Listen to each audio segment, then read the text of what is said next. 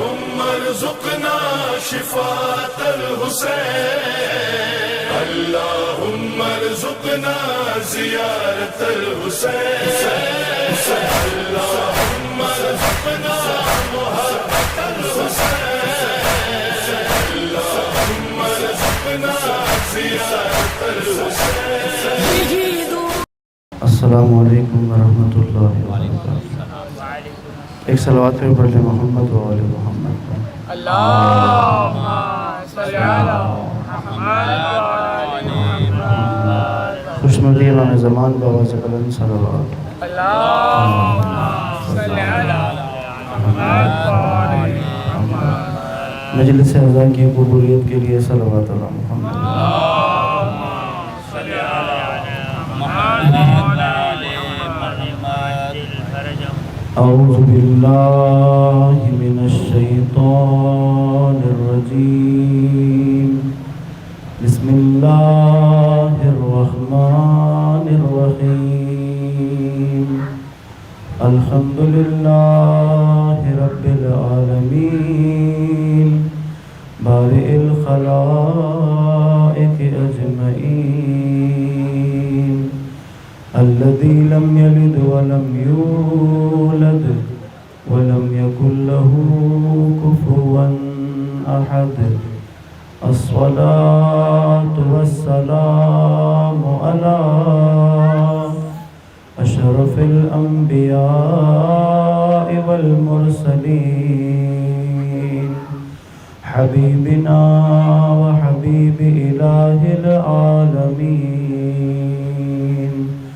الذي سمي في السماء أحمد وفي الأرضين بأبي القاسم محمد.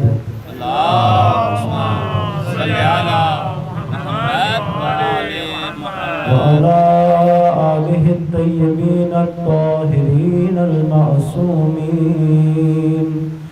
واللعنة الدائم على أعدائهم أجمعين من يوم عداوتهم إلى قيام يوم الدين. السلام عليك يا أبا عبد الله وعلى الأرواح التي حلت بفنائك. عليك مني سلام الله أبدا ما بقيت وبقي الليل والنهار ولا جعله الله آخر العهد مني لزيارتكم. السلام على الحسين وعلى علي بن الحسين وعلى أولاد الحسين وعلى أصحاب الحسين الذين بذلوا مهجهم دون الحسين عليه السلام. صلوات.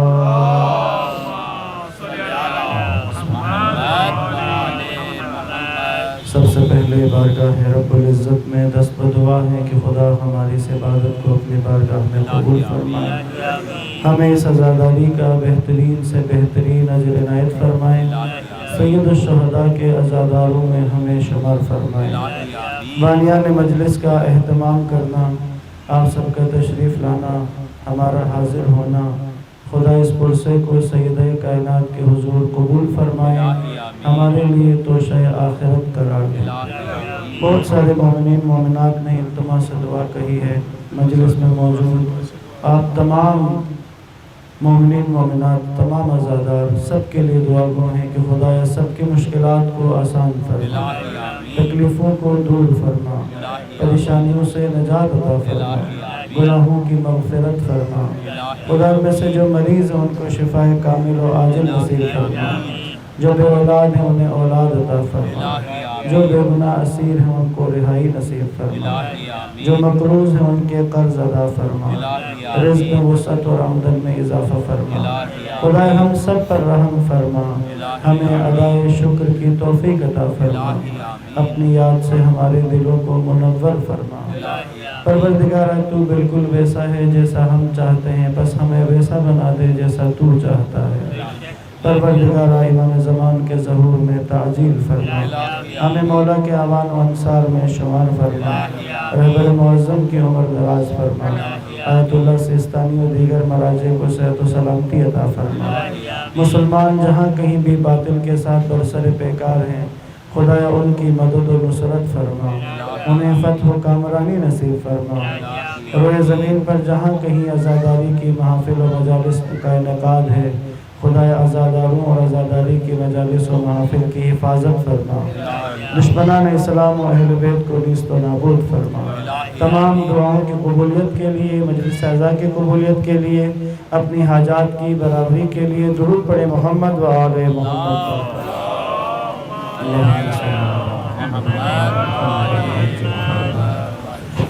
अज़ान मोहतरम, इस खमसे की आज आखिरी मजलिस है जिस मौजू पर आपसे इन 5 दिनों में आपकी खिदमत में गुजारिशात अर्ज़ की कि नमाज के बारे में चंद गुजारिशात अर्ज़ की थी। थोड़ा सा खुलासतन पिछली बातों को आपकी खिदमत में अर्ज़ करके आज की गुफ्तगू का आगाज़ करते हैं। सलवात पढ़िएगा मोहम्मद व आले मोहम्मद।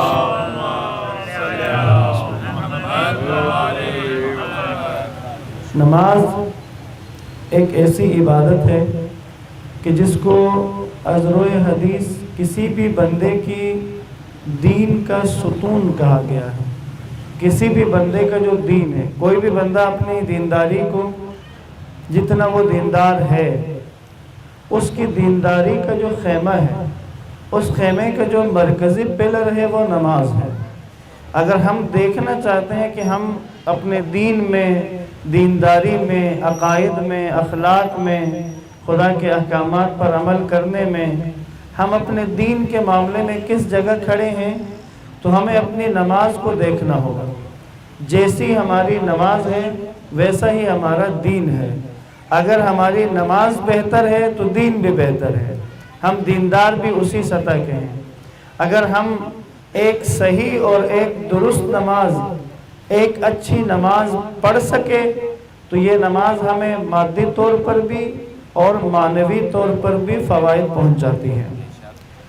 अगर हम अपनी ज़िंदगी में नमाज का कोई ऐसा असर मुलाहिज़ा नहीं करते, नमाज अदा कर रहे हैं लेकिन हमारी ज़िंदगी में नमाज के असरात नहीं हैं, हम अपनी नमाज से कुछ ले नहीं पाते, हमने अपनी नमाज से कुछ ज़्यादा इस्तिफ़ादा नहीं किया, हमने अपनी नमाज से दुनिया के लिए, रूहानियत के लिए, मानवियत के लिए कुछ ज़्यादा फ़ायदा नहीं उठाया है, तो इसका मतलब ये हुआ कि हम एक सही और दुरुस्त नमाज नहीं पढ़ रहे। हमारी नमाज मामूल के कामों के मुताबिक एक काम बन चुकी है। इसलिए इस खमसे में गुजारिश की थी कि हम अपनी नमाज को बेहतर करने के लिए कुछ अमली कामों की तरफ मुतवज्जे हों। तमहीदन पिछली मजालिस में आपकी खिदमत में चंद गुजारिशात अर्ज़ कर दी थी। आज इंशाअल्लाह जैसा कि कल भी अर्ज़ किया था कि आज हम अपने मौजू में उस जगह को बयान करेंगे कि जब हम नमाज के लिए खड़े होते हैं, जब हम वज़ू कर रहे होते हैं, तो हमें अमलन किन बातों का लिहाज करना चाहिए कि जिसकी वजह से हम एक नमाज, अच्छी नमाज अदा कर सकें। गुजारिश ये की थी कि अमूमन जब भी कहा जाता है कि अपनी नमाज को बेहतर करना है, अच्छी नमाज पढ़नी है, तो लोगों के जहन में आशिकाना नमाज आती है। इस तरह खुदा का एक आशिक नमाज पढ़ते हैं, एक आशिकाना नमाज पढ़ो, या जिस तरह औलिया खुदा नमाज पढ़ते थे। तो अज़ान मोहतरम, आशिकाना नमाज बहुत अगले दर्जे की बात है, ये बहुत अगले मरहले का मामला है। मैं जिस नमाज की तरफ आपके तवज्जो लाना चाह रहा हूँ, जिसकी तरफ लाना चाह रहा हूँ, वो पहला दर्जा है, और उस पहले दर्जे को हम कह सकते हैं मुअद्दबाना नमाज। हमने पहले मरहले में एक मुअद्दबाना नमाज पढ़नी है। अगर हम मुअद्दबाना नमाज पढ़ लें اپنی نماز کو مؤدبانہ انداز میں پڑھنے کی عادت ڈال لیں، اس کو ہم عملاً کر کے اس کی طرف بڑھ جائیں، تو پھر یہ مؤدبانہ نماز آہستہ آہستہ متفکرانہ نماز میں اور اس کے بعد عاشقانہ نماز میں تبدیل ہو جائے گی۔ تو وہ جو پہلا مرحلہ ہے وہ مؤدبانہ نماز ہے۔ خدا نے لازم نہیں قرار دیا کہ اب تمہارے دل میں میری محبت آنی چاہیے۔ اللہ نے اس موضوع پر سختی نہیں کی ہے، یعنی ایسا نہیں ہے کہ وہ کوئی ڈنڈا لے کے کوئی سوٹی لے کے کھڑے ہیں کہ چلو تمہارے دل میں اللہ کی محبت آ رہی ہے نہیں آ رہی، تم نماز میں کھڑے ہو تمہارے دل میں اللہ کی محبت ہی نہیں آ رہی ہے، نہیں، اس پر کوئی سختی نہیں کی گئی ہے۔ ہاں لیکن ادب کی رعایت کرنے پر سختی ہے۔ تم نے نماز میں مؤدب ہونا ہے، اور ادب میں عموماً اب کسی بھی جگہ دیکھیں ادب سکھانے کے لیے بعض اوقات سختی کی جاتی ہے، مؤدب کرنا ضروری ہے۔ ادب ایک ایسی صفت ہے، ادب خود ادب۔ مولا علی فرماتے ہیں اگر تم با ادب ہو تو تمہارے نسب کی کمی کو ادب چھپا لیتا ہے۔ مثلا تمہارا حسب و نسب کوئی بڑا نہیں ہے، کہتے ہیں فلاں بڑے باپ کا بیٹا، فلاں خاندان کا چشم و چراغ، اگر ادب ہے تم میں اور تم کسی بڑے باپ کے کسی بڑے خاندان کے چشم و چراغ نہیں ہو تو یہ ادب تمہاری نسب کی کمی کو چھپا لے گا۔ لوگوں کو تمہاری نسب کی کمی تمہارے ادب کی وجہ سے نظر نہیں آئے گی۔ لیکن اگر تم میں ادب نہیں ہے، اگر تم با ادب نہیں ہو، اگر تم مؤدب نہیں ہو، تو پھر بے شک تم جتنے بھی بڑے باپ کے بیٹے ہو، تم جتنے بھی بڑے خاندان سے ہو، یہ بڑا خاندان، یہ بڑا باپ تمہاری ادب کی کمی کو پورا نہیں کر سکتا۔ ادب کمی پوری کر سکتا ہے تمہاری نسب کی کمی کو ادب پورا کرے گا، لیکن تمہارا نسب تمہارے ادب کی کمی کو پورا نہیں کرتا۔ ادب ایک بنیادی صفت ہے انسان کی۔ ایک صلوات پڑھ کے ذرا آگے ہو جائیں گے۔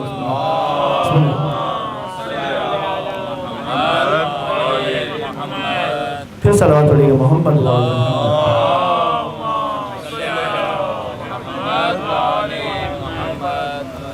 ادب بنیادی ترین نقطہ ہے۔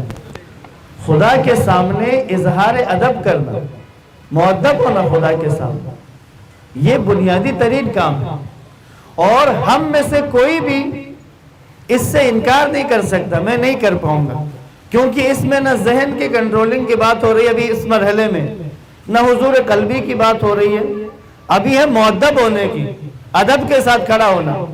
آپ کسی کے سامنے مؤدب انداز میں کھڑے ہیں، دیکھنے والے کو پتہ چل جاتا ہے یہ کتنے ادب کے ساتھ کھڑا ہے۔ اور ایک موضوع ہے خود، بے ادب کرنے کے لیے یہودیوں نے پوری عیسائی دنیا کو بے ادب کرنے کا لیے پورا خرچ کیا ہے، انویسٹمنٹ کی، تاکہ پوری عیسائی دنیا کو بے ادب کیا جائے۔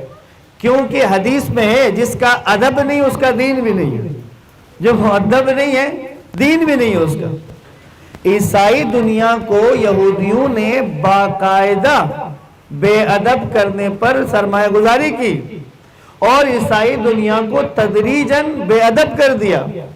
اس بے ادبی کا نتیجہ یہ نکلا کہ آج دنیا عیسائیت میں خاندان کا سسٹم ٹوٹ چکا ہے، خاندان کا فیملی سسٹم ختم ہو چکا ہے۔ فیملی سسٹم کو ختم کرنے کے لیے باقاعدہ انویسٹمنٹ کی یہودیوں نے۔ اگر کبھی آپ چیک کریں یا کبھی خود ریسرچ کر کے دیکھیں یہودیوں کا فیملی سسٹم ختم ہوا ہے یا نہیں ہوا؟ نہیں ہوا، یہودیوں کا فیملی سسٹم باقی ہے۔ اگر کوئی یہودی خاندان کہیں جا رہا ہو چلتے ہوئے تو ان کی ترتیب کیا ہوتی ہے؟ مرد سب سے آگے ہوتا ہے، اس کے پیچھے اس کے بچے، اور سب سے پیچھے خواتین، یا اس کے پیچھے فیملی خاتون اس کے پیچھے ہوگی، بچے اس کے پیچھے ہوں گے۔ یہاں اگر کس سے پوچھا جائے یہودی صحیح ہے کس ترتیب سے چل رہے ہوگا تو یہ ادب ہے، مؤدب انداز میں چلنا ہوتا ہے۔ یعنی یہودیوں نے اپنا فیملی سسٹم نہیں ٹوٹنے دیا ہے، عیسائی دنیا پر باقاعدہ خرچ کیا گیا، اور آزادی کے نام پہ ایک بندے کی سیلف انڈیپینڈنٹ ہونا، آزاد ہونا، اس نام پر عیسائی دنیا کو خراب کیا گیا، اور اب مسلم معاشرے کو بھی اسی نعرے کے ساتھ خراب کیا جاتا ہے۔ اب جیسا عیسائی دنیا میں، اس مغرب میں، یورپ میں، اگر باپ اپنے بچے پر کچھ سختی کرے یا باپ اپنے بچے پر روک ٹوک کرنا چاہے کہ تم یہ کیوں کر رہے ہو، تو ہیلپ لائن موجود ہے، بچہ ہیلپ لائن پہ کال کرے گا کہ میرا باپ میری آزادی میں دخل دے رہا ہے، پولیس آئے گی اور باپ کو پکڑ کے لے کے جائے گی، بعد میں تحقیقات ہوں گی، بعد میں عدالت فیصلہ کرے گی کہ باپ صحیح ہے یا نہیں ہے، لیکن یہ کام ہو جائے گا کہ باپ کو پکڑ کے لے جائیں گے۔ تو یہ جو بے ادب معاشرہ وجود میں آیا مغرب میں، اس کے ثمرات میں سے سب سے بڑا ثمر یہ آیا، اس کے نتائج میں سے، کہ فیملی سسٹم ٹوٹ گیا۔ اسلام ادب کے معاملے میں اس قدر زور دیتا ہے، باپ کا ادب۔ ہم میں سے اگر کسی کے ذہن میں یہ بات ہے کہ میری اپنے باپ کے ساتھ دوستی ہے، ہماری آپس میں بڑی فرینکنس ہے، نہ عزیز من، یہ فرینکنس اور یہ دوستی والی بات اپنی جگہ، تم اپنے باپ سے محبت کرتے ہو، ان کے ساتھ اظہار محبت کرو، اس میں کوئی مسئلہ نہیں ہے، لیکن تمہارا اپنے باپ کے ساتھ رشتہ ادب کا ہے۔ اگر تم اپنے باپ کے سامنے مؤدب نہیں ہو تو یہ محبت بھی نہیں ہے۔ شریعت میں حکم ہے، اگر بیٹا اور باپ چلنے لگیں تو بیٹے پر ضروری ہے کہ باپ سے ایک قدم پیچھے چلو، باپ کے برابر نہیں چلنا، نہ اتنا پیچھے چلو کہ باپ کو گردن موڑ کے تمہیں آواز دینا پڑے، انہیں گردن موڑ کے آواز نہیں دینی پڑے، اتنے قریب اور پیچھے نہ، اس سے آگے بڑھو نہ پیچھے۔ باپ کے سامنے آواز اونچی مت کرو، جب کہیں بیٹھنے کی جگہ ملے تو جب تک باپ بیٹھ نہیں جاتا تم نہ بیٹھو، یہ ادب کا لحاظ کرنا ضروری ہے۔ باپ کے سامنے اونچی آواز میں بات کرنا ممنوع ہے۔ غصے سے دیکھنا، جیسے جب بیٹا جوان ہو جاتا ہے، اسے بعض اوقات باپ کی کسی بات پہ غصہ آ گیا، اب غصے کی نظر سے دیکھا، نتیجہ کیا نکلتا ہے؟ شریعت میں نماز کو بنیادی ترین حیثیت حاصل ہے، جیسا کہ عرض کیا نا، دین کا ستون ہے، کسی بھی فرد کے دین کا ستون، اس کا پلر نماز ہے۔ باپ کی طرف، والدین کی طرف، ماں کی طرف اگر انسان غصے سے دیکھے، صرف غصے بری نظر سے دیکھے، 40 دن تک اس کی نماز قبول نہیں ہوتی، 40 دن تک اس بیٹے کی نماز قبول نہیں ہے۔ امام باقر کی حدیث ہے، پوری حدیث سناؤں، وہ اولاد جو اپنے ظالم والدین کی طرف، کون سے والدین؟ ظالم والدین کسے کہتے ہیں؟ جو اولاد کے حقوق پورے نہیں کرتے، نہ حقوق پورے کرتے ہیں، نہ کبھی محبت سے بات کرتے ہیں، یہ ہو گئے ظالم والدین۔ امام نے معیار اس کو قرار دیا، وہ اولاد جو اپنے ظالم والدین کی طرف غصے کی نظر سے دیکھے، 40 دن تک اس کی نماز قبول نہیں ہوتی، 40 دن تک نماز قبول نہیں ہے، کیونکہ معیار نماز ہے نا، دین کا ستون ہے۔ اس لیے کہیں پر بھی کسی چیز کی سختی یا کسی چیز کی شدت بتانے کی ضرورت آتی ہے تو وہاں نماز کا ذکر آ جاتا ہے، اگر یہ کرو گے تمہاری نماز قبول نہیں ہوگی۔ اس کا مطلب یہی ہے، شریعت میں نماز کی جگہ مرکزی ہے۔ اگر والدین کی طرف صرف غصے کی نظر سے دیکھا، 40 دن تک نماز قبول نہیں ہے۔ لہٰذا مغرب سے متاثر ہو کر اپنے والدین کے بارے میں اگر جوانوں نے اس طرح کے نظریات بنا لیے، یہ تو میری آزادی میں دخل دے رہے ہیں، انہیں تو میری آزادی سلب کر رہے ہیں، مجھے یعنی آزادی سے اپنی زندگی گزارنے نہیں دے رہے۔ ایک بیٹے نے آ کر رسول خدا کو شکایت کی، کہا میرا باپ میری چیزیں بغیر اجازت کے اٹھا لیتا ہے، مجھ سے پوچھے بغیر، میں بڑا تنگ آیا ہوں اپنے باپ سے، تو آپ انہیں نصیحت کریں۔ رسول اللہ نے کسی کو بھیجا کہ اس کے باپ کو بلاؤ۔ اس کا باپ آیا، رستے میں آتے ہوئے اس کے باپ نے دل میں کچھ بات سوچی، آتے ہوئے باپ نے دل میں کسی عرب شاعر کا ایک شعر تھا، وہ اپنے دل میں دہراتا ہوا رسول اللہ کی طرف آ رہا ہے۔ جبریل نازل ہوئے، رسول خدا سے کہا یا رسول اللہ، جب اس لڑکے کا باپ آئے، قبل اس کے کہ آپ اس سے کچھ کہیں، اس سے پوچھیں کہ ابھی راستے میں آتے ہوئے کیا سوچ رہا تھا، پہلے اس کی وہ بات سنیں۔ جب یہ آیا باپ رسول خدا کے پاس، اللہ کے نبی نے پوچھا تم راستے میں آتے ہوئے کون سا کیا بات سوچ رہے تھے؟ مجھے جبریل نے کہا کہ پہلے وہ بات سنیں۔ تو اس نے کہا یا رسول اللہ، میں وہ عرب شاعروں کا ایک شعر تھا، کسی شاعر کا، تو وہ دل میں آیا تھا، وہ گنگنا رہا تھا، بتاؤ کیا شعر ہے؟ اس نے کہا عرب شاعر نے کہا ہے، جس دن بچے پیدا ہوتے جس دن ماں اور باپ کا پہلا بیٹا پیدا ہوتا ہے اس دن ماں اور باپ مر جاتے ہیں. شعر ہے، جب بچہ پیدا ہوا اور ماں اور باپ مر جاتے ہیں. کیوں؟ کیونکہ اس کے بعد ماں اور باپ کی اپنی زندگی نہیں ہوتی، ان کی زندگی اپنے بچے کی ہوتی ہے.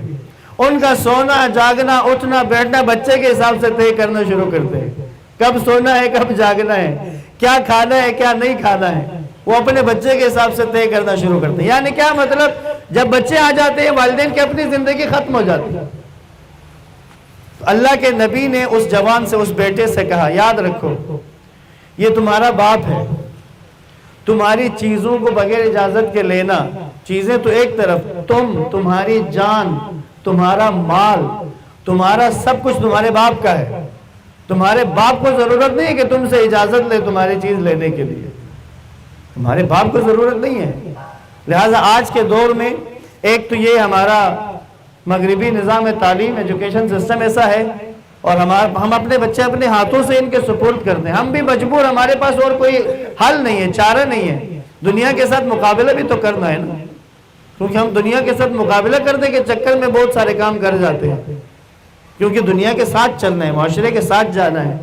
ہم نے اسی نظام کے حوالے اپنے بچے کر دیے ہیں جن کا بنیادی ترین جن کے پلاننگ اور منصوبوں میں سے ایک منصوبہ کیا ہے؟ ادب ختم کر دو، مؤدب نہیں ہونے دینا.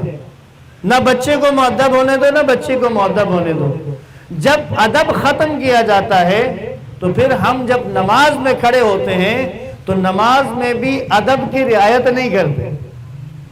نماز میں ادب کی رعایت نہیں کرتے، ادب کی رعایت. وَإِلَّا پہلا قدم نماز کو بہتر کرنے کا وہ ہے ادب کی رعایت کرنا. مؤدبانہ نماز پڑھنی ہے. آپ کے کھڑے ہونے سے، آپ کے رکوع کے انداز سے، آپ کے سجدے کے انداز سے، تشہد میں بیٹھنے کے انداز سے، ایک ایک جز کو شریعت نے بیان کیا ہے، ایک ایک جز کو، اور روایات میں تفصیل کے ساتھ بیان ہوا ہے.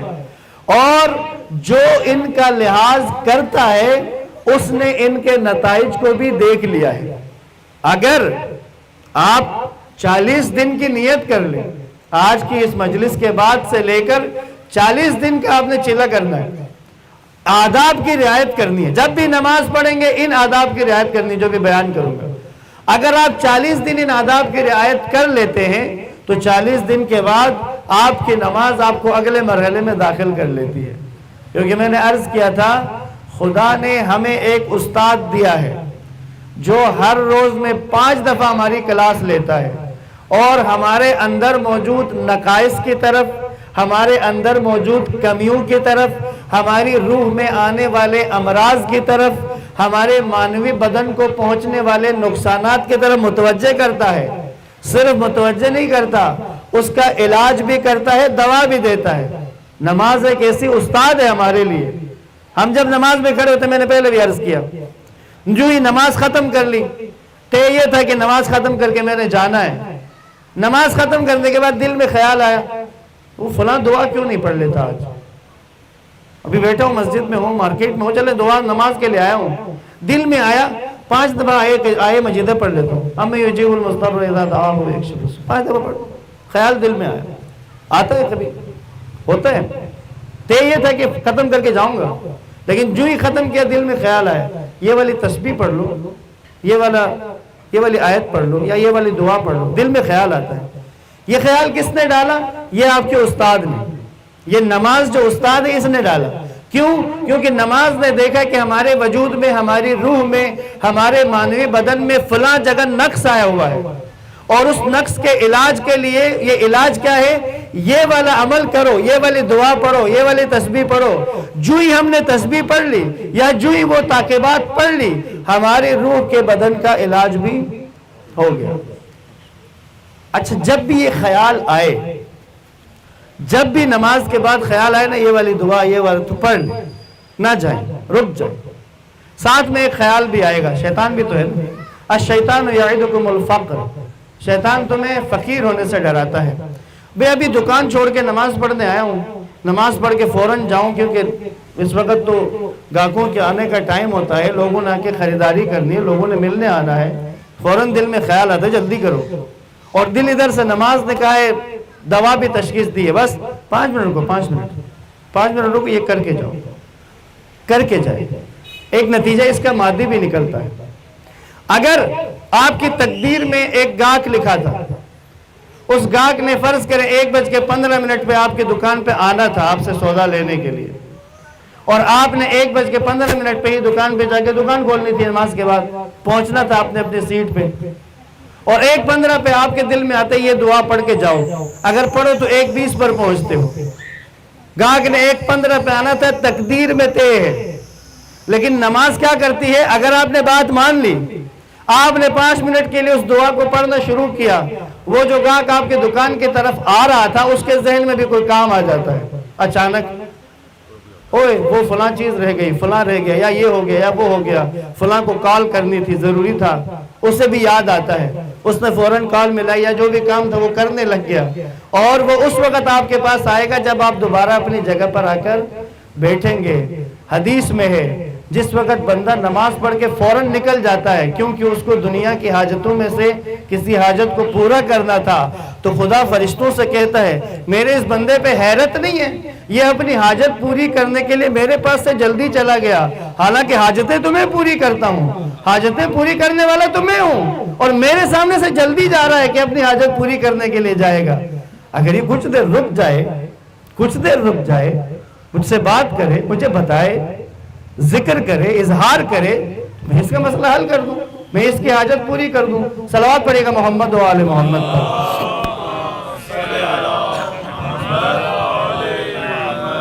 تھوڑا سا آپ کو زحمت کرنی پڑے گی، ایک درود پڑھ کے تھوڑا اور آگے تشریف لیں، یہاں اس طرف جگہ ہے، اگر مناسب سمجھے بعض لوگ اس طرف، کچھ جوان اس طرف آ جائیں تاکہ باقیوں کو جگہ دیں۔ پھر صلوات پڑھیں محمد و آل محمد پر۔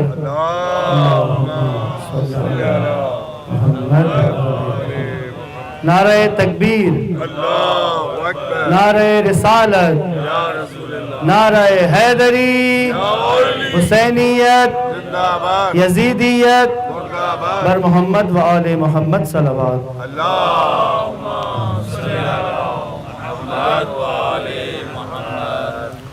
جب انسان اپنے سے بڑے کسی کے پاس جاتا ہے تو اس کے انداز سے پتہ چلتا ہے کہ سامنے والے کی عزت کتنی ہے اس کی نظر میں۔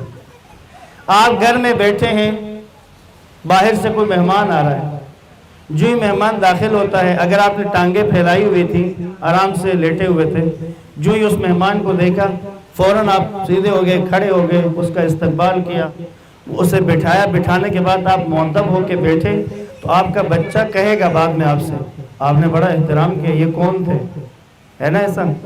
لیکن اگر فرض کریں کہ ایسا کوئی مہمان آتا ہے، آپ ہلے بھی نہیں اپنی جگہ سے، ٹانگیں اسی طرح پھیلائے ہوئے، ہاتھ بڑھا دیا، ملایا اور بیٹھو جناب کیا حال ہے، ٹھیک ٹھاک خیریت، پتہ چلتا ہے کہ آپ کی نظر میں اس کی اہمیت، اس کی جگہ کتنی ہے۔ جس وقت نماز کے لیے جانا ہے تو اب یہ ملاقات ہے پروردگار کے ساتھ، کائنات کے خالق کے ساتھ، اپنے مالک و رازق کے ساتھ، جس کے قبضے قدرت میں سب کچھ ہے، جو جس چیز کا ہونے کے لیے ارادہ کرتے تو وہ ہو جاتی ہے، وہ چاہے جس کو چاہے عزت دے، جس کو چاہے ذلت دے، سب کچھ اس کے اختیار میں ہے، وہ جو چاہے کر سکتا ہے، کوئی اسے روکنے والا نہیں ہے، کوئی اسے ٹوکنے والا نہیں ہے، اس کی صفت ہے۔ وہ بوڑھے کو رزق دیتا ہے، وہ بوڑھے کے بزرگ پر رحم کرنے والا ہے، بچے کو رزق دینے والا ہے۔ دعائے جوشن کبیر میں ہے نا، یا راحم الشیخ الکبیر و یا رازق الطفل الصغیر، بچہ جس کو اپنی خوراک کے بارے میں پتہ بھی نہیں ہے کہ مجھے غذا کیسے مانگنی ہے، بچے کو تو نہیں پتا، بچہ تو نہیں کہہ سکتے میں بھوکا ہوں مجھے کچھ کھانے کے لیے دو، خدا نے اس کی زبان گریہ رکھی ہے، وہ روتا ہے، اور ماں کے دل کے اندر ایسی کیفیت رکھی ہے کہ وہ بچے کے رونے سے اندازہ اسے پتہ چلتا ہے کہ بچہ بھوکا ہے۔ اس رزق کا انتظام کرنے والا خالق، وہ رازق، اب اس سے ملاقات کا موقع دیا جا رہا ہے۔ اگر کسی ملک کے سربراہ سے ملاقات کا موقع ملے اور کہا جائے جی فلاں تاریخ کو آپ کی ملاقات ہے، بندہ 10 دن پہلے سے تیاری شروع کر دے، پھر تو اس تاریخ کو جا کے ملنا ہے، پھر جب اس کے سامنے جائے گا تو کس انداز میں اس کے سامنے کھڑا ہوگا، اس کے ساتھ کس طرح سے بات کرے گا، ٹھیک ہے نا، مختلف یہ چیزیں ہیں۔ اب جب خدا سے ملاقات کے لیے جا رہے ہیں تو سب سے پہلے وضو کرتے ہیں. وضو سے پتہ چلتا ہے کہ کس کی ملاقات کے لیے جا رہے ہیں. کچھ لوگ ایسا وضو کرتے ہیں کہ جیسے وہ شاید آس پاس 4-5 اور لوگوں کو بھی وضو کرا دیتے ہیں اس وضو میں. اس قدر ان کی حرکتیں اور اتنی تیزی کے ساتھ نہ. امام باقر علیہ السلام کی حدیث ہے. امام فرماتے ہیں وضو اللہ کے حدود میں سے ایک حد ہے. وضو حدود الہی میں سے ایک حد ہے.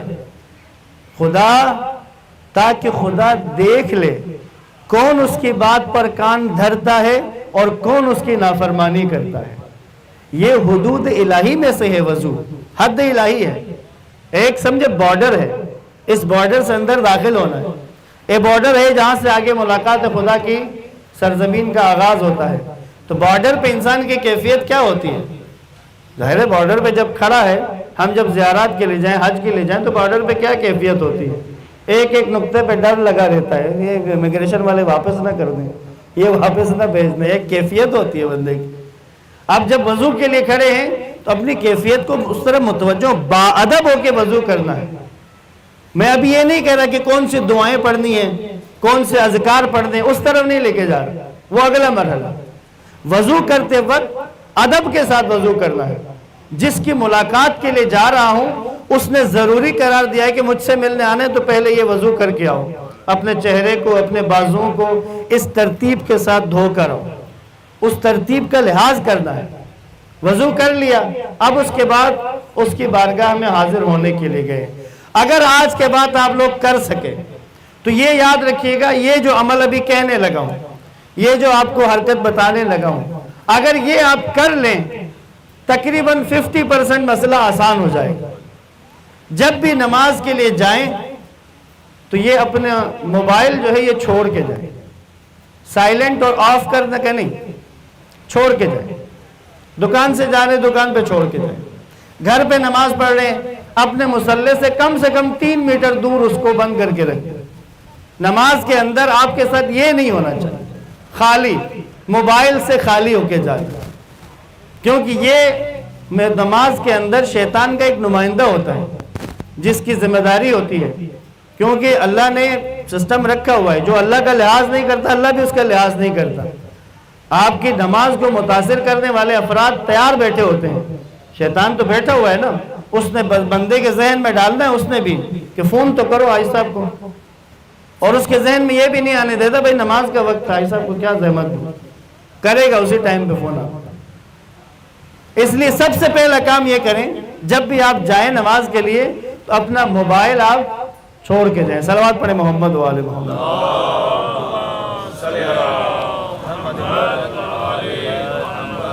ایک بڑا نقص ہے مؤدبانہ نماز پڑھنے کے عنوان سے. اگر ہم جماعت میں جائیں تو وہ الگ بات, لیکن جب بھی کبھی گھر میں نماز پڑھیں, اگر آپ گھر میں نماز پڑھیں حتماً اذان اور اقامت کہیں. پہلے اذان کہیں, پھر اقامت کہیں, پھر نماز شروع کریں. نہیں کہتے اکثر لوگ, بعض لوگ تو اقامت بھی نہیں کہتے, لیکن بعض ہوتے ہیں جو اقامت کہہ لیتے ہیں اذان نہیں کہتے. یہاں تک تاکید ہے ظہر کی 4 رکعت نماز کے لیے پہلے آپ نے ظہر کے لیے اذان پڑھی, اقامت پڑھ کے ظہر کی نماز پڑھ لی. اب عصر کی نماز پڑھنی ہے, دوبارہ اذان کہیں, دوبارہ اقامت کہہ کے عصر کی نماز پڑھیں.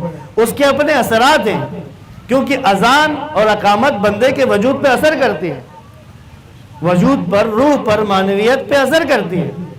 اس لیے اذان اور اقامت کو اپنی ہر نماز کا حصہ بنائیں. اور اس کی تاکید بھی ہے, خود فقہ میں بھی تاکید ہے. اگر کسی نے اپنی نماز شروع کر دی ہے, آپ نے نماز تکبیرۃ الاحرام کہہ کے شروع کر دی, الحمد پڑھ رہے ہیں, الحمد پڑھتے ہوئے بیچ میں آپ کو یاد آئے کہ آپ نے اذان یا اقامت میں غلطی کی ہے, تو آپ کے لیے حکم یہ ہے کہ بہتر یہ ہے کہ وہاں پہ نماز کو توڑیں, دوبارہ اذان اور اقامت کہیں اور پھر نماز کو شروع کریں. یہاں تک اس کی اہمیت ہے, اذان اور اقامت کی اس قدر اہمیت ہے. لہٰذا جب بھی نماز واجب پڑھیں اذان اور اقامت دونوں کہہ کر پھر نماز شروع کریں. صلوات پڑھے گا محمد و آل محمد.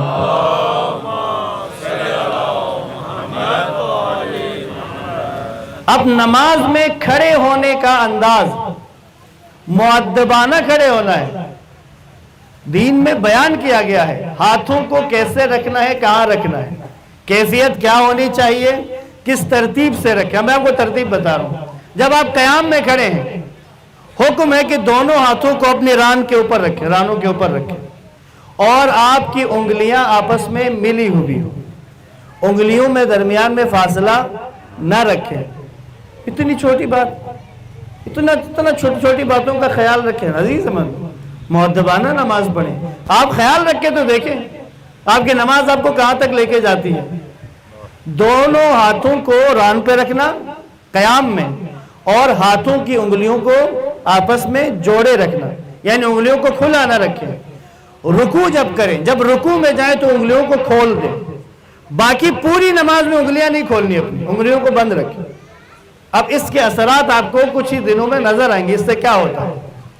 इसी तरह हाथों को सजदे में जब जाएं तो जमीन पर पहले हाथ रखने, घुटने उसके बाद रखने। ताकीद है, जमीन पे जब आप जाएं तो सजदे के लिए तो दोनों हाथों को पहले जमीन पर रखेंगे, घुटनों को बाद में रखेंगे। और जब जमीन से आपने उठना है, खड़े होना है, तो पहले घुटने उठाएंगे और बाद में हाथ उठाएंगे। ताकीद है। और ताकीद में यहां तक है कि सजदे की तरफ जाएं तो पहले दाएं हाथ को जमीन पर रखें, फिर बाएं हाथ रखें। अब इस जुजियात का, हाथों के बारे में इस चीज का ख्याल रखना है कि जब नमाज में खड़े हों, अब बाज लोग तकबीरतुल इहराम कहने के बाद वो हाथ झूल रहे होते हैं, पीछे हाथ झूल रहे होते हैं, लेकिन हुक्म है तकबीरतुल इहराम कहने के बाद अपने हाथों को आराम से लेके आए और अपने रानों पे रखें। जब आप अपनी कैफियत चेक करें, जाके आज आप चेक करें, सुबह की नमाज में चेक करें, कल जोहर की नमाज में चेक करें, हाथों को सीधा रख के या रान के ऊपर रख के। बाअदब ज्यादा किस में लगता है बंदा? अदब, मुअद्दबाना नमाज की शक्ल किस में बनती है? खुद ब खुद सामने आ जाती है। तो ये हाथों को रखने के लिए। अगला है आंखें। नमाज में आंखों को कंट्रोल में रखना है। हाथों के बारे में एक जुमला अर्ज करता हूं, सलवात पढ़े मोहम्मद वाले मोहम्मद। हाथ हरकत करना, नमाज में हरकत करना, सख्ती से ममानियत। नमाज में आपने तकबीरतुल इहराम के बाद नमाज शुरू हो गई है, अब हरकत करना। बाज लोगों को बहुत सारे काम नमाज शुरू होने के बाद याद आते हैं। नमाज शुरू हो गई, अब दाढ़ी पे हाथ फेरेंगे, सर पे फेर लेंगे। बाज लोग कान भी साफ कर लेते हैं नमाज के दौरान। बाज को फिर खारिश शुरू हो जाती है, खारिश खुजाना शुरू करेंगे, फिर कपड़े ठीक करेंगे अपने, यानी मुतहर्रिक रहेंगे कुछ देर, यानी एक रकत के अंदर हरकत जारी रहेगी क़याम में। शेख रजब अली खयात बहुत बड़े आरिफ गुजरे, वो फरमाते हैं जब नमाज में क़याम में जब इंसान खड़ा है, अगर वो अपने बदन के किसी जगह खारिश करता है तो मैंने शैतान को वहां बोसा लेते हुए देखा है। आफरीन, शाबाश, ये की ना तुमने असल हरकत। शैतान बड़ा खुश होता है जब इंसान जहां खारिश करेगा वहां शैतान बोसा दे रहा है, शाबाशी देकर। जबरदस्त, यही तुम्हें चाह रहा था कि तुम करो। मुअद्दबाना खड़े ना हो खुदा के सामने। अब अगर आप मुअद्दबाना खड़े हैं और आपको पता है कि आप खुदा के हुजूर में खड़े हैं, मुलाकात चल रही है, कैसे हो सकता है?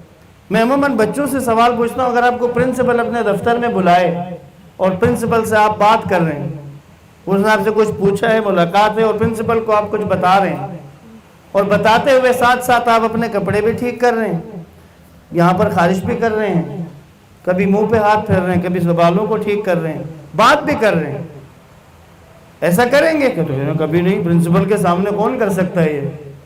यानी इसका मतलब ये हुआ खुदा की हैसियत स्कूल के प्रिंसिपल जितनी भी नहीं है कि उसके सामने तुम मुअद्दबाना नहीं खड़े रह सकते। सारी हरकतें उसी वक्त याद आती हैं। बाज़ लोग तो इतने इस दुनिया के मसरूफ़ तरीन इंसान होते हैं कि वो नमाज के दौरान भी मोबाइल निकाल लेते हैं और उसके बाद देख भी लेते हैं, और बाज़ औक़ात तो वो उठा के किसी नमाज न पढ़ने वाले को दे भी देते, ज़रा तुम सुन लो, मैं अभी मसरूफ़ हूँ। अजीज़, ये मुअद्दबाना नमाज नहीं है। फिर वही होता है, फिर हम अपनी इबादत से वो नतीजे नहीं ले पाते, हम अखज़ नहीं कर पाते, फ़ायदा नहीं उठा पाते। इसलिए ہاتھوں کی حرکت کو نماز میں قطع کریں. متحرک نہیں ہونا چاہیے بدن, بالکل ساکن ہے, مؤدبانہ طور پر کھڑا ہے. اب آئے آنکھوں کی طرف. آنکھوں کا بھی مسئلہ ہے, سر اور آنکھوں کا مسئلہ. اب کیا ہوتا ہے, نماز میں کھڑے ہیں, بیچ میں نیچے آ جائے گا سر, کچھ دیر بعد اوپر کر لیں گے, سر کی حرکت بھی جاری رہتی ہے. جبکہ آنکھوں کے بارے میں تاکید ہے, جب آپ قیام میں کھڑے ہیں تو آپ کی نظریں سجدگاہ پہ ہونی چاہیے, فوکس سجدگاہ کو ہی دیکھنا ہے جب قیام میں کھڑے ہیں. کیونکہ جب آپ سجدگاہ کو دیکھتے ہیں تو آپ کی پلکیں جھکی ہوئی ہوتی ہیں, اور پلکیں جھکانا احترام کی نشانی ہے. پلکوں کا جھکا لینا احترامن ہوتا ہے نا, انسان اپنی نظریں نیچی رکھتا ہے, احترام کرتا ہے. آنکھیں, نظریں آپ کی سجدگاہ پہ. جب آپ رکوع میں جائیں تو سجدگاہ کو نہیں دیکھنا, کیونکہ رکوع میں آپ سجدگاہ کو دیکھیں گے تو آپ کی پلکیں اوپر اٹھتی ہیں, احترام کے خلاف ہے, ادب کے خلاف ہے. اس لیے سجدے میں, رکوع میں حکم ہے کہ دونوں پیروں کے درمیان دیکھنا ہے. رکوع میں دونوں پیروں کے درمیان میں دیکھنا ہے. اور جب سجدے میں جائیں تو سجدے میں آپ نے اپنی ناک کو دیکھنا ہے. حالت سجدہ میں ناک کو دیکھنا ہے, ناک دونوں طرف سے, اس عنوان سے کہ انسان ناک کو عزت کے ایک استعارے کے طور پر لیتا ہے, اونچی ناک والے عزت. تو اب جب سجدے میں اس ناک کو دیکھیں تو اپنے ذہن میں یہ بات بھی لے آئیں, جس وقت انسان کو زمین میں دفن کیا جاتا ہے, سب سے پہلا جو انسان کا عضو گلنا سڑنا شروع کرتا ہے وہ ناک ہے. سب سے پہلے ناک نے گلنا ہے. یہ جو عزت و آبرو ہے, سب سے پہلے اسی نے خاک میں ملنا ہے. صلوات پڑھیں محمد و آل محمد.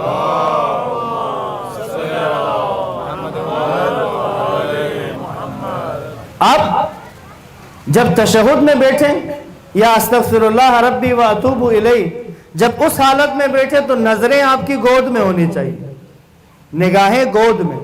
قیام میں کھڑے ہیں تو سجدگاہ کو دیکھیں گے, رکوع میں ہے تو دونوں پاؤں کے درمیان, سجدے میں ہے تو ناک کو, تشہد کی حالت میں ہے تو گود میں نظریں.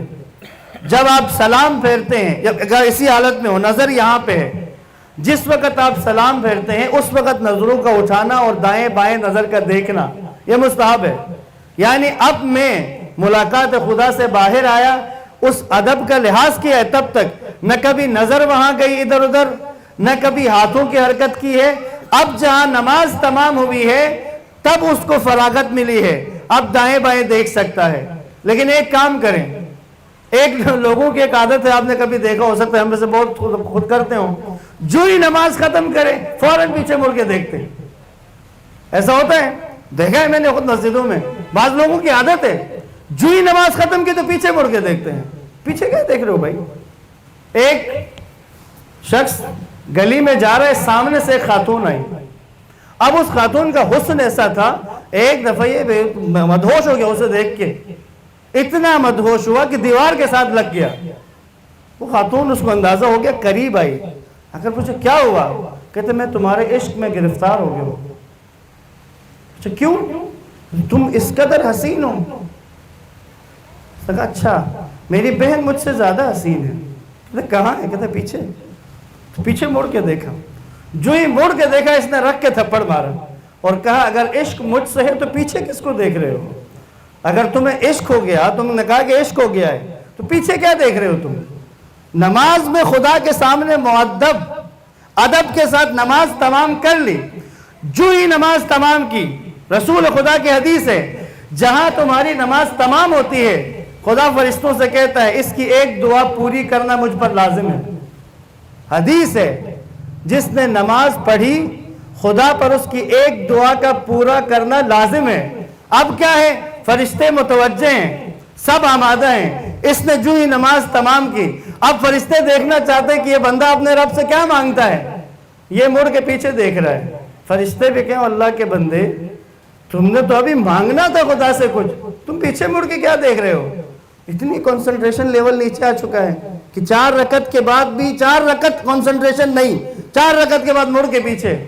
اگر آپ مؤدبانہ نماز پڑھنا شروع کر دیں, آپ کی زندگی میں ایسی ایسی تبدیلیاں لے آئے گی نماز, آپ کے وجود میں, آپ کے کردار میں, آپ کی شخصیت میں بہت ساری چیزیں نکھار لیتی ہے نماز.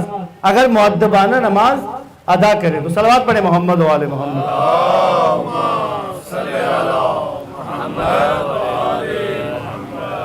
ایک بڑا مسئلہ نماز کے بارے میں کل بھی میں نے عرض کیا تھا. کل میں نے تشبیہاً ایک جملہ کہا تھا کہ آپ لوگوں نے سپرنگ والے سجدگاہ دیکھیں, وہ سجدگاہ دیکھیں جس میں سپرنگ لگا ہوتا ہے. تو آپ حیرت بھی, آپ کو جو کل موجود تھے حیران میں ہوگے, سپرنگ والے سجدگاہ پہلی دفعہ سن رہے ہیں. آج تک تو ہم نے تو نہیں دیکھے سپرنگ والے سجدگاہ. ہوتے ہیں جناب, سپرنگ والی سجدگاہیں ہوتی ہیں, اور یہ ہر کسی کے بس کی بات نہیں ہوتی, یہ خاص لوگوں کے پاس ہوتے ہیں. کون سے سجدگاہ سپرنگ والی ہوتی ہے؟ آپ دیکھیں کوئی بندہ سجدے میں گیا, لگا اور اوپر آ گیا, جو ہی سر اس نے سجدے میں رکھا فوراً واپس آ گیا, ٹھک واپس آئے, ٹھک واپس آئے. یہ وہ بندہ جس کی سجدگاہ میں سپرنگ لگا ہوا ہے. سپرنگ کا کام کیا ہوتا ہے؟ وہ دبا دے تو وہ فوراً پیچھے دھکیل دیتا ہے. اس قدر تیزی سے سجدہ ہوتا ہے, اتنا تیز سجدہ, ایسا لگتا ہے کہ جیسے جو ہی زمین پہ سر رکھا, جو ہی سجدگاہ کے اوپر اس نے پیشانی رکھی, سجدگاہ نے پیچھے دھکیل دیا اس کو, فوراً واپس آ جاتا ہے. ذکر تک مکمل نہیں کیا, سبحان ربی الاعلی و بحمدہ, سبحان ربی الاعلی و بحمدہ, کم سے کم 3 سیکنڈ لگتے ہیں, کم سے کم 3 سیکنڈ. وَإِلَّا اگر درود ساتھ شامل کر لے تو 5 سیکنڈ, 6 سیکنڈ. اگر 3 دفعہ سبحان اللہ سبحان اللہ سبحان اللہ کے تو 10 سیکنڈ لگتے ہیں. 10 سیکنڈ کے سجدے کو جو 1 سیکنڈ میں کرتا ہے, یقیناً اس کی سجدگاہ میں کوئی تو ایسی پاور ہے جو اسے فوراً پیچھے دھکیل دیتی ہے, چلو اٹھو جلدی, یہ سر رکھا, یہ واپس اٹھو. اس قدر تیز رفتاری کے ساتھ, یہ ادب کے خلاف ہے. خدا کے سامنے اظہار ادب کرنا ہے, مؤدب ہو کے نماز پڑھنی ہے. اگر ادب کے خلاف چلو گے تمہاری نماز مؤدبانہ نہیں ہوگی. تو یہ نماز تمہاری دینداری کا مرکز ہے. اگر یہ گیا تو پھر تمہارا دین تمہارے ہاتھ سے چلا گیا. صلوات پڑھے محمد و آل محمد پر.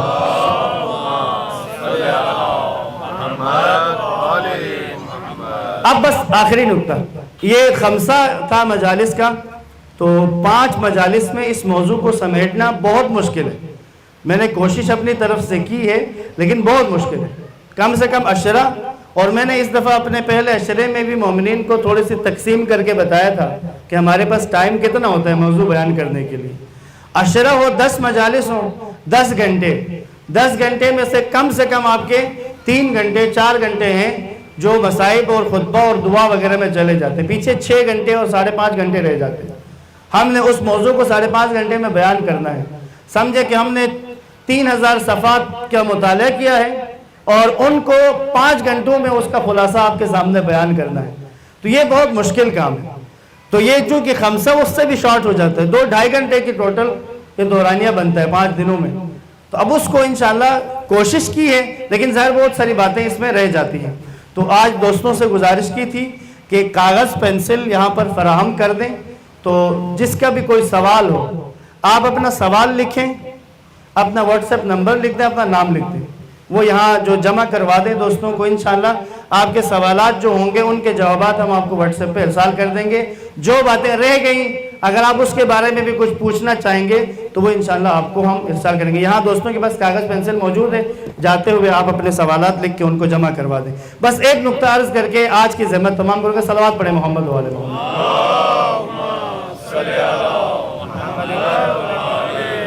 یہ موضوع ایسا ہے, یہ ہر غیر عرب کا مسئلہ ہے, جو بھی عرب نہیں ہے اس کا مسئلہ ہے. وہ مسئلہ ہے نماز کے تلفظ کا درست کرنا, صحیح لفظ کی ادائیگی کرنا.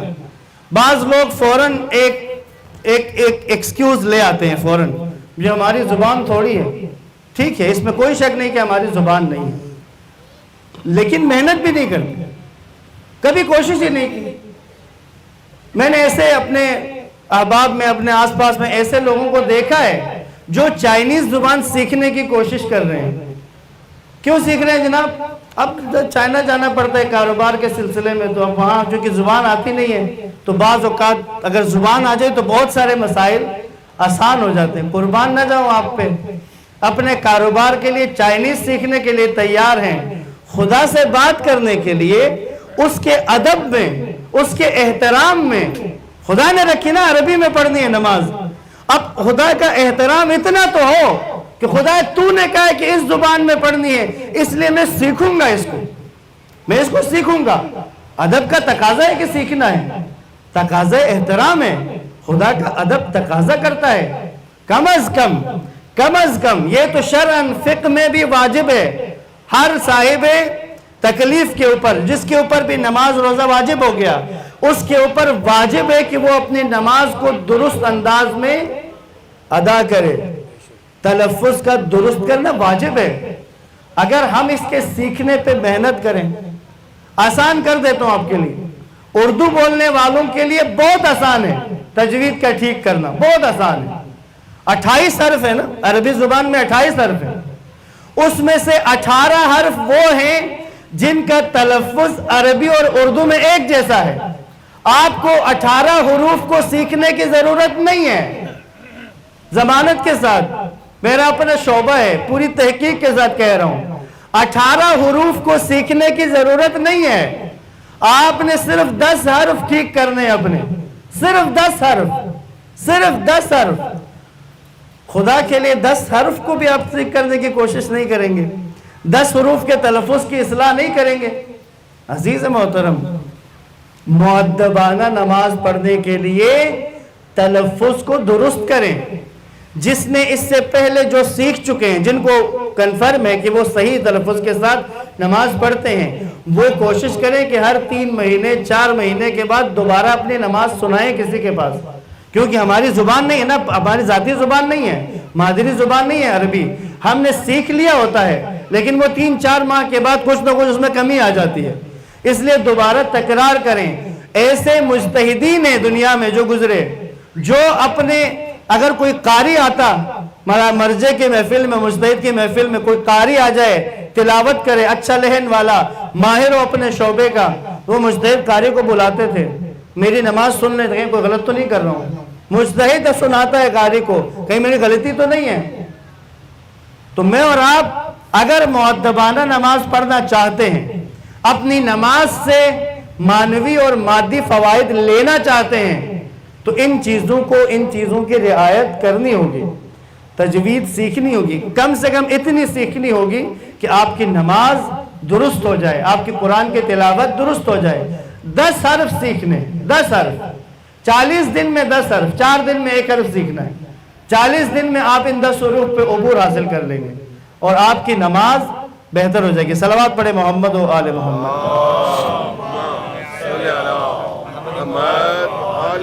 بس عزیزان محترم، آخری پیغام دے کے آپ کی زحمت تمام کروں۔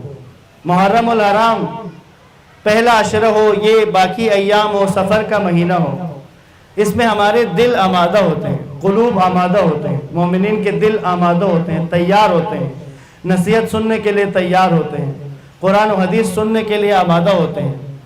میری یہ گزارش ہے آپ میں سے ہر ایک سے، یہ ضروری ہے، جس طرح ہم اپنی اولاد کے لیے، ان کی دنیا سنوارنے کے لیے ان کو اچھے سے اچھے انسٹیٹیوٹ میں بھیجتے ہیں، اچھے سے اچھے اسکول میں بھیجتے ہیں، اچھے سے اچھے کالج میں بھیجتے ہیں، جس طرح ہم ان کی دنیا کی تعلیم کا بندوبست کرتے ہیں، ہمارے لیے ضروری ہے کہ ان کی دین فہمی کے لیے بھی بندوبست کریں۔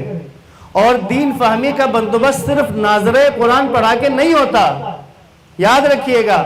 اب بعض لوگ ہوتے ہیں نا، گھر میں قاری صاحب کو بلا لیا ہے، وہ ہمارے بچوں کو قرآن پڑھا دیتے ہیں اور ساتھ میں کچھ دین کی باتیں سکھا دیتے ہیں، اور یہ بچے جب سکول سے نکل کے کالج میں آتے ہیں، یونیورسٹی میں جاتے ہیں، جہاں پر اس وقت بہت سخت قسم کی بے دینی پھیلانے کے لیے لوگ آمادہ بیٹھے ہیں، ایتھسٹ بیٹھے ہوئے ہیں، پروفیسر ایتھیزم کے نظریات کے حامل ہیں، ملحد ہیں، اعلانیہ کہتے ہیں کہ ہم کسی دین کے ماننے والے نہیں ہیں، ہم خدا کو ہی نہیں مانتے۔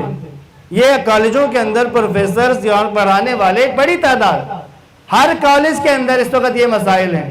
ہمارے بچے جب سکول کی حد تک جب تھے تو تب تک جو قاری صاحب آتے ہیں، جو پڑھانے کے لیے تھوڑا بہت دین دنیات وغیرہ اسلام کی کچھ باتیں سکھائیں، وہ ان کے لیے کافی تھا۔ لیکن جب یہ کالج میں پہنچے، وہاں جب انہوں نے ان نظریات کو دیکھا، ایسی باتیں سنی توحید کے خلاف، نبوت کے خلاف، امامت کے خلاف، خود شیعت کے خلاف، جب باتیں سنتے ہیں تو ان جوانوں کے ذہن پریشان ہونا شروع ہو جاتے ہیں۔ لیکن گھر میں جو دین پڑھانے کے لیے جو آ رہے ہیں، ان کا لیول اپ نہیں ہوتا، وہ بڑے لیول کا بندہ نہیں رکھا۔ اگر ادھر سے تعلیمی جو دنیا کی تعلیم ہے اس میں لیول بڑھ گیا ہے، تو دین میں بھی لیول کو بڑھانا ضروری ہے. اگر دینی لیول کو بڑھائیں گے, آپ کا بچہ اگر دونوں طرف سے برابر جا رہا ہوگا, نہ کبھی وہ کسی ایتھسٹ کے نظریات کا شکار ہوگا, نہ کبھی کسی لبرل کے نظریات کا شکار ہوگا, نہ کبھی کسی سیکولر کی باتوں میں آئے گا. اقبال, علامہ اقبال لندن میں انہوں نے LLB کی ہے, اس کے بعد جرمنی سے PhD کی ہے, ایک عرصہ اپنی زندگی کا وہاں گزارا ہے. جب یہاں لاہور میں انہوں نے پڑھائی کی ہے تو یہاں بھی انگریز استادوں سے استفادہ کیا ہے. کسی نے سوال کیا اقبال سے, اتنا مغرب میں رہنے کے باوجود آپ کو مغرب نے اپنی طرف کیوں نہیں کھینچا؟ کیوں آپ اٹریکٹ نہیں ہوئے مغرب کی طرف؟ مغرب نے آپ کو اپنی طرف کیوں نہیں کھینچا, اپنی طرف جلب کیوں نہیں کیا؟ ہمارے بچے کبھی مغرب گئے نہیں ہیں, ہمارے بچے تو یہاں کے اسکولوں میں پڑھتے ہیں, لیکن ان کو سب سے زیادہ دنیا کا بہترین حصہ, خطہ, سب سے اچھی جگہ مغرب نظر آتی ہے. یہ تو مغرب کے دیوانے ہوتے ہیں گئے بغیر. اور اقبال اتنا عرصہ وہاں رہنے کے باوجود مغرب نے آپ کو اپنی طرف نہیں کھینچا. وجہ کیا ہے؟ اقبال نے اپنے شعر میں جواب دیا ہے. اقبال کہتے ہیں, خیرہ نہ کر سکا مجھے جلوے دانش فرنگ. خیرہ نہ کر سکا یعنی میری آنکھوں کو فرنگی دانش نے اپنی طرف کھینچا نہیں, میری آنکھیں اس طرف نہ کھینچی. خیرہ نہ کر سکا مجھے جلوے دانش فرنگ, کہ میری آنکھ میں سرما ہے خاک مدینہ و نجف کا. یعنی میں نے مدینہ اور نجف کی خاک کا سرما رکھا ہے. کیا مطلب؟ میری آنکھوں میں, میرے ذہن میں دین کی واضح ترین تصویر, دین کی اپ گریڈ تصویر موجود تھی. اس لیے میں مغرب میں بھی گیا ہوں تو مغرب مجھے اپنی طرف کھینچ نہیں سکا. میں اور آپ اپنے بچے کو صرف ناظرِ قرآن پڑھا کر اس سسٹم کے حوالے کرتے ہیں جو سسٹم بنا ہی آپ کے بچے کو بے دین کرنے کے لیے ہے. تو صرف ناظرِ قرآن آپ کے بچے کو بچانے والا نہیں ہے. لہٰذا مجلس عزا سٹارٹ کرنے کے لیے ہے, آپ کے اندر کسی کام کے آغاز کا جذبہ ڈالنے کے لیے ہے. وَإِلَّا میں نے عرض کیا عشرہ خمسہ اس میں اتنی گنجائش نہیں ہوتی ہے کہ ہم ساری باتیں آپ تک منتقل کر سکیں. اس لیے عزیزان محترم, بس یہ میرا آخری پیغام, اگر آپ اپنے فیملی کے لیے, اول ٹھیک ہے ہر گھر میں ہو, اگر ہر گھر نہیں کر سکتا چند گھر مل جائیں, 5 گھر 10 گھر مل جائیں آپس میں, چھٹی والے دن کا انتخاب کر لیں, ٹائم رکھیں, 1 گھنٹہ 2 گھنٹے کی نشست رکھیں, کسی جاننے والے عالم کو, کسی پڑھے لکھے انسان کو بلائیں, اس 2 گھنٹے میں ان خانوادوں کے ساتھ بیٹھیں, اس کے ساتھ بیٹھ کر ترتیب کے ساتھ اپنی دین فہمی کو آگے بڑھائیں. اگر آپ یہ ترتیب رکھیں گے آپ خود دیکھیں گے, ہم نے عملاً تجربہ کر کے دیکھا ہے, 1 سال کے اندر ان 10 خاندانوں میں اس قدر تبدیلیاں آ چکی ہوں گی, فہم دین اپ گریڈ ہو چکا ہوگا, دین کی شناسی بڑھ چکی ہوگی. اور وہ اگر مستقل اس طرح کے سلسلے کو جاری رکھیں تو یقین کریں پھر وہ سرما جو مدینہ اور نجف کی خاک کا اقبال کے آنکھوں میں لگا تھا وہ ہم اپنی نسل کی آنکھوں میں لگانے میں کامیاب ہو جائیں گے. صلوات پڑھیں محمد و آل محمد.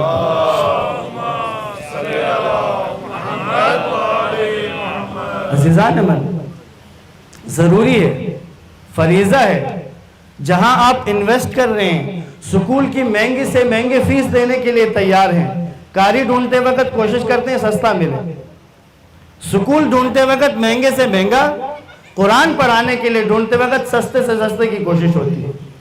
نہ عزیز من, خرچ کریں دین پر بھی, اس پر بھی خرچ کریں, اہتمام کریں, جس کے پاس جتنی گنجائش ہے.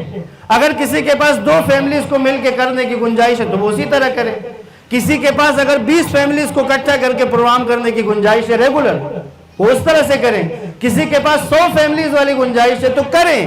دین فہمی سکھائیں ان بچوں کو جن کو ہم نے انگریزوں کے بنے ہوئے سسٹم کے حوالے کر دیا ہے. وہ جو چاہتے ہیں ان کے ذہن میں ڈال دیتے ہیں اور بعد میں والدین سر پیٹ کے رہ جاتے ہیں, بچہ نماز نہیں پڑھتا, میرا بچہ دیندار نہیں ہو رہا, میرا بچہ بے دین ہو رہا ہے, میرا بچہ دین کی طرف آ نہیں رہا. عزیز من, خود پیسے لگا کے آپ نے اپنے بچے کو بے دین کیا ہے, خود کیا ہے. اب جو اپنے کیے کا علاج بھی نہیں ہوتا. اگر ابھی آج اس مجلس حسین فرش عزا ہے, متبرک ہے، مقدس جگہ ہے. اگر یہاں آپ میں سے 2-3 افراد کے بھی ذہن میں یہ آ جائے کہ نہیں ہم نے کوئی اہتمام کرنا ہے، ہم نے دین شناسی دین فہمی کے لیے کوئی مستقل منصوبہ کرنا ہے، کوئی مستقل نشست کرنی ہے، سارا سال ہر ہفتے نہ صحیح مہینے میں 2 دفعہ کر لیں، لیکن اس کے اثرات آپ کو نظر آئیں گے، اپنی اولاد میں اپنی نسل میں آپ اس کے اثرات کو دیکھیں گے. صلوات پڑھیں محمد و آل محمد پر. عزیزان محترم، ادب سکھانا، اہل بیت نے اپنے گھرانے کے بچوں کو ایسا باادب کیا تھا. اتنا ادب اہل بیت کے گھرانے کے بچوں کا باادب ہونا.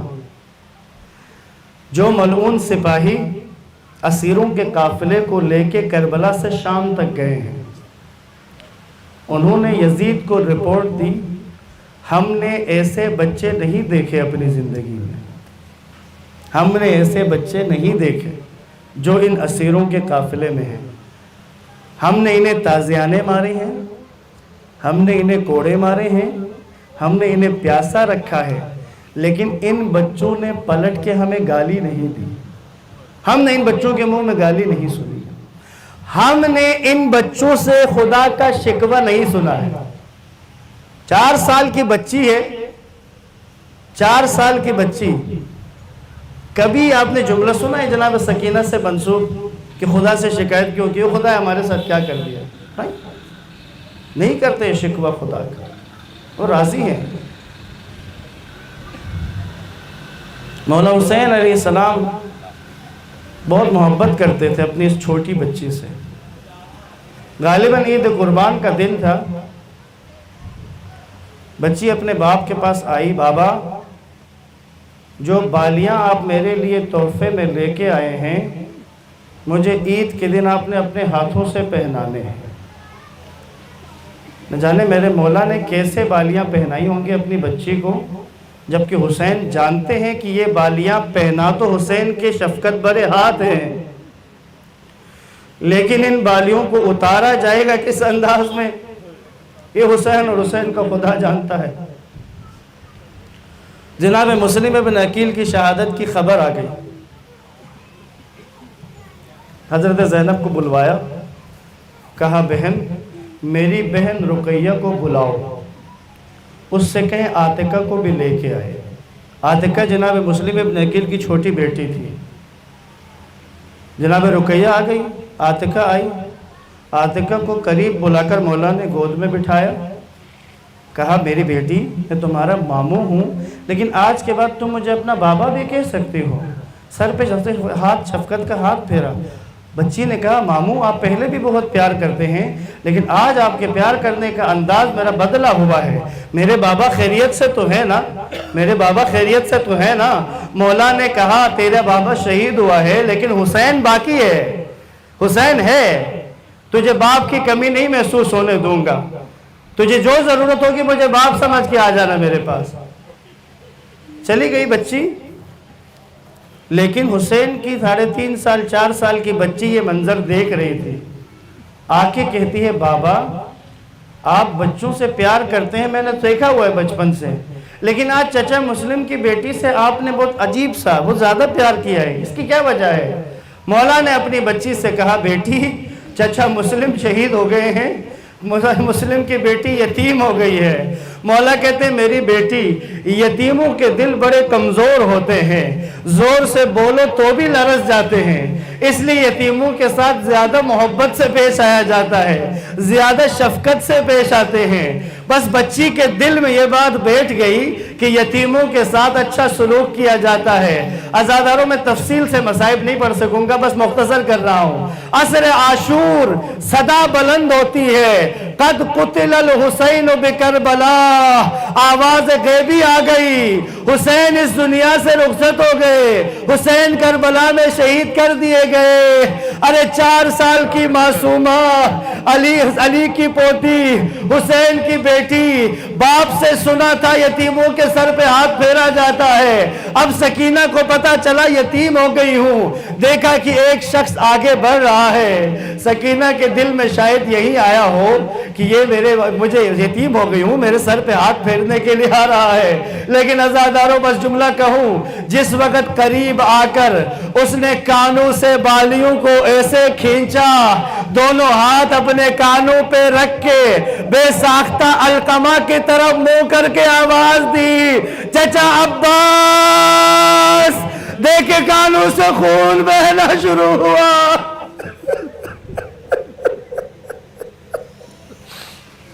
ایک جملہ کہوں، کانوں سے دور چھینے، اس کے بعد شمر لعین نے 4 سال کی معصوم بچی، شمر جیسا لعین سپاہی، اس کے بڑے بڑے ہاتھوں میں اس کے انگوٹھی بھی ہے، ایک دفعہ جب سکینہ کے منہ پہ تماچا مارا۔ عزاداروں بس یہ جملہ کہہ دوں، جس جگہ بچی کے منہ پہ اس نے ہاتھ اٹھایا ہے وہاں سے چند قدم دور جا کے گری ہے، اس کے بعد اٹھ کے پوچھتی ہے، ارے کوئی نجف کا راستہ بتاؤ، یہاں سے نجف کس طرف ہے؟ پوچھا نجف کا کیوں پوچھ رہی ہو؟ کہا میرا دادا علی وہاں ہے، دادا کو جا کے بتاؤ، اے میرے دادا علی عیسائی یتیموں کا بھی خیال رکھتے تھے، یہودی یتیموں کا بھی خیال رکھتے تھے، آپ کی یتیم پوتی تماچے اجرکم اللہ۔ ایک جملہ بس اور کہہ کے ختم کرنے لگا ہوں۔ شام کی طرف سفر شروع کیا کوفہ سے۔ شمر لعین کو مولا حسین سے اور حسین کی اولاد سے سخت دشمنی ہے، یہی وجہ ہے کہ بہانے سے جا کر سید سجاد کو تازیانہ مارتا ہے، بہانے سے کوڑا مارتا ہے۔ سکینہ کو اکیلے ایک اونٹ پر بٹھا دیا، باقی بچوں اپنے ماؤں کے ساتھ، حسین کی بیٹی کو اکیلے اونٹ پر بٹھایا۔ اب جب قافلہ چلا، ایک جگہ پہنچے جس نیزے پر حسین کا سر بلند ہے، وہ نیزہ زمین میں گڑ گیا۔ یزیدی سپاہی نکالنا چاہتے ہیں، نیزہ نہیں نکل رہا۔ شمر لعین آیا، پوچھا حسین کا نیزہ نہیں نکل رہا، اس لیے قافلہ رک گیا ہے۔ سید سجاد سے کہا اپنے باپ کے سر کو مخاطب کرو، ہمارے قافلے کو نہ روکیں۔ سجاد نے کہا بابا کس لیے سفر روک دیا ہے؟ سر حسین سے آواز آئی، سجاد میری سکینہ قافلے میں نہیں ہے، ذرا دیکھو تو صحیح میری سکینہ کہاں ہے؟ زینب کبریٰ نے سنا، ناکے سے خود کو گرایا، اب سکینہ کی تلاش میں واپس پیچھے کی طرف گئے۔ کچھ قدم پیچھے چند کھجور کے درختوں کا ایک نخلستان تھا، بس آخری جملہ عزادارو، نخلستان تھا، شہادت پوری نہیں پڑھ سکتا میں، نخلستان تھا۔ بی بی نے وہاں داخل ہوئی، جناب ثانی زہرا، دیکھا عجیب منظر، دیکھا تو ایک بی بی بیٹھی ہوئی ہے، سکینہ اس کی گود میں سو رہی ہے، اور اس بی بی نے جناب زینب کو اشارہ کیا، آواز نہ دو بچی سو رہی ہے۔ خاموشی سے قریب جا کے بیٹھ گئی، نقاب پوش بی بی ہیں۔ جناب زینب نے کہا اے معظمہ 2 سوال آپ سے پوچھنے ہیں۔ پہلا سوال یہ ہے، جب سے اس بچی کا باپ شہید ہوا ہے ہم اسے نہیں سلا سکے ہیں، اس کو باپ کے سینے کے بغیر نہیں نیند آتی ہے، آپ کی گود میں کیسے سو گئی ہے؟ دوسرا سوال یہ ہے، جب سے اس کا باپ شہید ہوا اس نے کبھی شفقت کا ہاتھ نہیں دیکھا، یا اسے تماچے مارے گئے ہیں یا اسے تازیانے مارے گئے ہیں، آپ کون ہیں جو عالم غربت میں اس یتیمہ پر رحم کر رہی ہے؟ عزادارو، معظمہ بی بی نے نقاب ہٹا کر کہا زینب، ارے جس کی گود میں حسین کو نیند آتی ہو، ارے جس کی گود حسین کی گود، حسین جہاں سوتا ہے سکینہ کیوں نہ سوئے؟ زہرا مدینے میں نہیں تمہارے قافلے کے ساتھ۔ الا لعنۃ اللہ علی القوم الظالمین وسيعلم الذين ظلموا أي منقلب ينقلبون إنا لله وإنا إليه راجعون اللهم عجل لوليك الفرج والعافية والنصر واجعلنا من أنصاره وأعوانه والمستشهدين بين يديه ماتم حسين